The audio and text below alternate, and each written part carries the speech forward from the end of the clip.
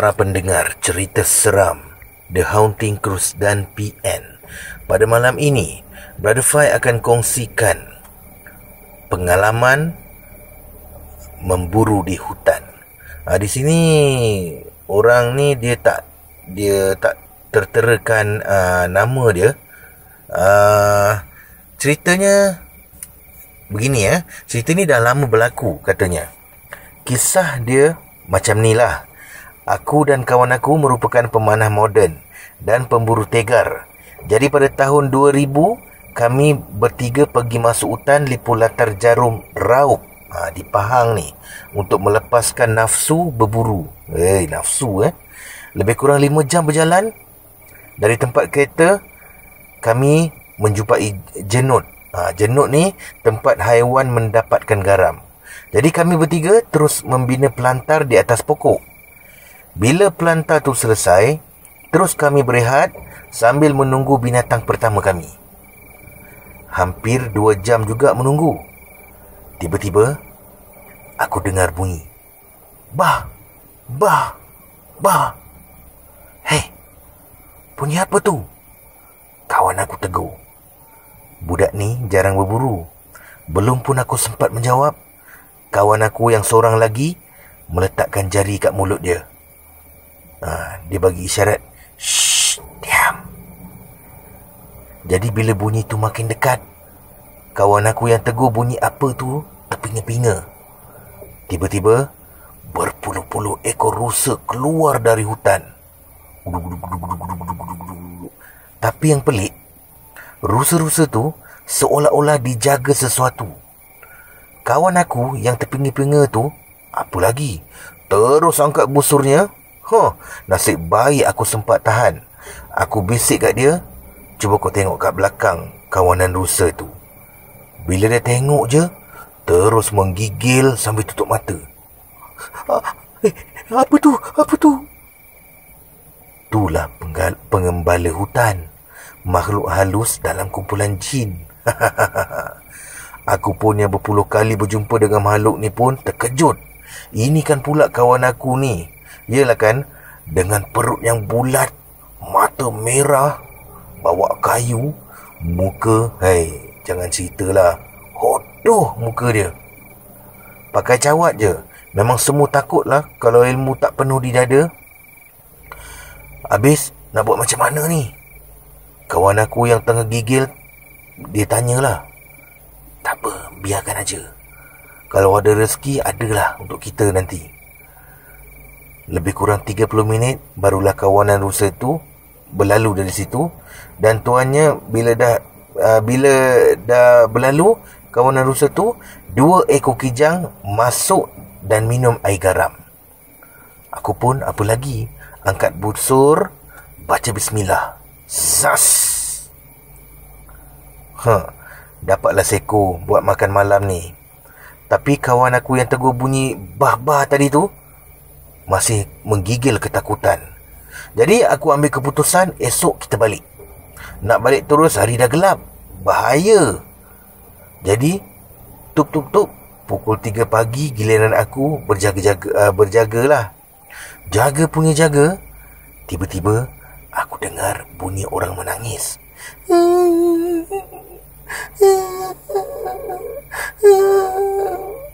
Lebih kurang macam itulah. Dengan bunyi benda seret atas daun kering. Mula-mula ingat mainan perasaan. Tapi bila aku amati bunyi tu, makin lama, makin dekat. Aku dah tahu ada tetamu yang datang melawat. Terus aku toleh kiri nak ambil busur panah aku. Tapi, tak adalah. Jari punya jari, rupa-rupanya panah aku dah terjatuh kat bawah. Aku dah start berdebar lah. Sekali toleh ke depan, boom! Makhluk tu dah ada kat depan mata aku. Dengan mata yang berdarah, tali perut berjurai. Aku pun apa lagi terjerit. Allah! Penanggal! Kawan aku yang tengah sedap tidur terus bangun. Baca ayat kursi, azan. Lepas tu yang baca ayat kursi tu sembuh kat penanggal tu. Bila kena sembuh je, terus penanggal tu lari dari situlah dan mengilai. Tapi dia punya bau, jangan ceritalah, busuk sangat. Lalas, lepas solat subuh, kami pun packing untuk balik ke rumah lah. Nasib baik makhluk tu tak ikut balik rumah. Tapi kawan aku yang teguh bunyi babah tu demam seminggu. Dan dia kata dia serik nak pergi berburu lagi lah, dia kata. Jadi itulah ceritanya. Saudara, kisah yang kedua ni, okey macam ni. Brother Fai nak kongsikan kepada anda ni kisah benar. Ini cerita ni tak ada skrip tau. Okey. Brother Fai dapat cerita ni melalui adik Brother Fai yang bertugas di Sarawak, di daerah Sibu. Waktu tu dia di daerah Sibu dan sekarang ni dia sudah berpindah ke daerah Sarike lah. Jadi okey, untuk permulaan dia, adik Brother Fai ni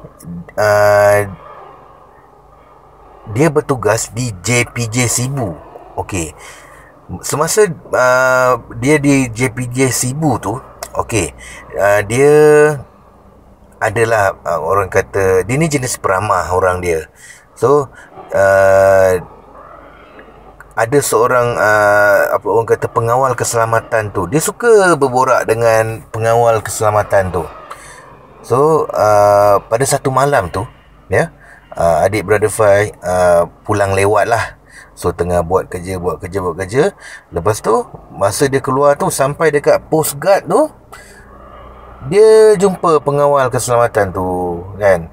Jadi bila dah jumpa tu, borak-borak lah dekat post guard tu. Sambil borak-borak, lepas tu post guard tu pengawal tu dia buatkan air kopi sambil duduk-duduk. Jadi borak punya borak dia orang pun berceritalah kisah seram. Okey.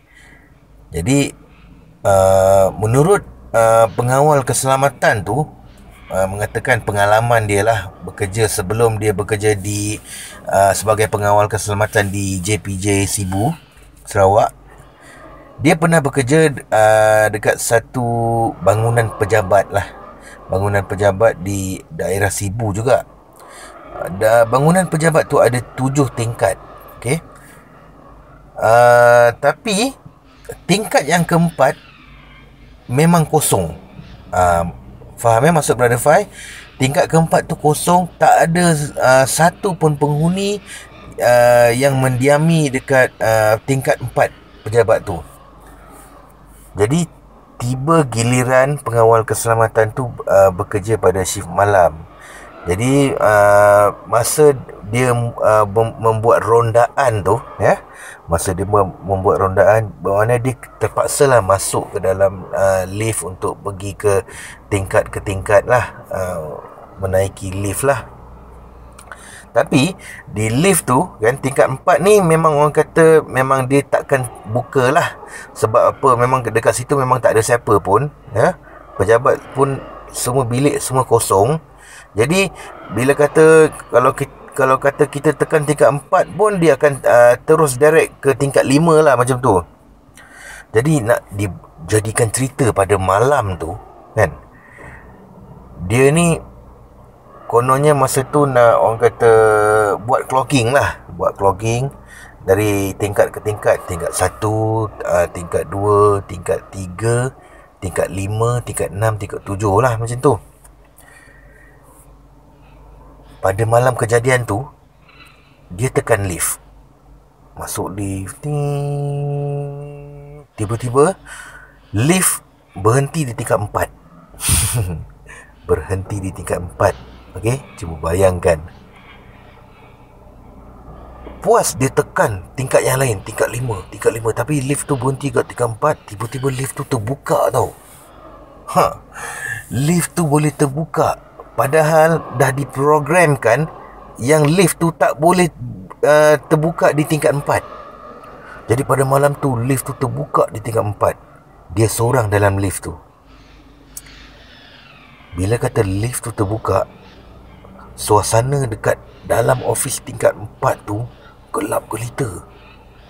Tapi pengawal tu masih lagi di dalam di dalam lift tu. Dia tak berani keluar lah.